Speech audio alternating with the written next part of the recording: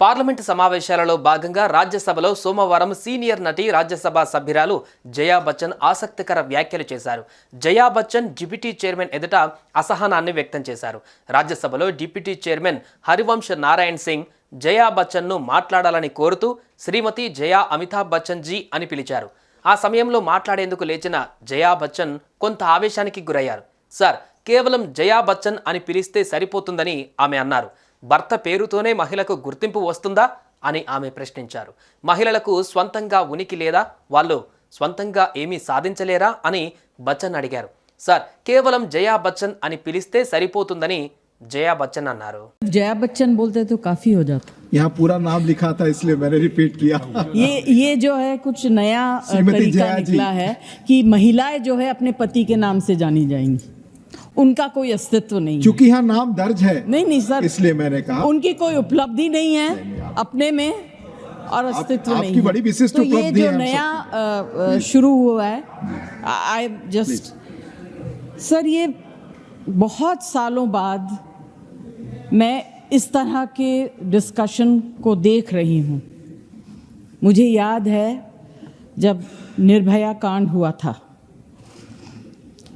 उस व्यथा को मैं आज भी नहीं भूल सकती हूँ सर. More than the व्यथा, the insult that a woman faced at that time.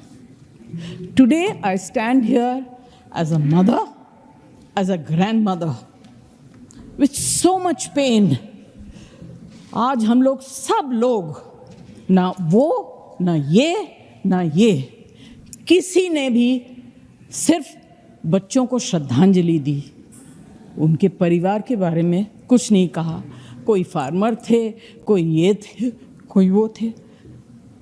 Sir, it's a very very painful thing that has happened. हमको इसमें पॉलिटिक्स नहीं लानी चाहिए.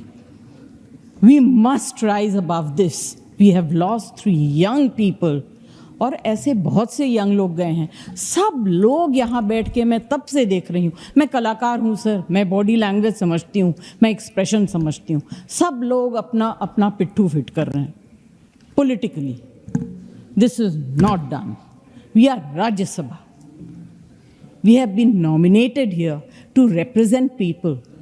We must talk with compassion and intelligence.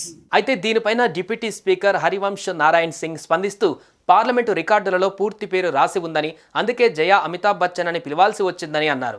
ఇది చాలా కొత్తగా ఉందని, భర్త పేరుతోనే మహిళకు గుర్తింపు వస్తుందా అని ఆమె ప్రశ్నించారు. మహిళలకు స్వంతంగా ఉనికి లేదా, వాళ్ళు స్వంతంగా ఏమీ సాధించలేరా అని బచ్చన్ అడిగారు. ఆ తర్వాత ఆమె మాట్లాడుతూ ఢిల్లీ కోచింగ్ సెంటర్లో 3 యూపీఎస్సీ అభ్యర్థులు మరణించిన ఘటనను గుర్తు చేశారు. అది చాలా బాధాకరమైన అంశమన్నారు. దీంట్లో రాజకీయాన్ని తీసుకురావద్దని అన్నారు.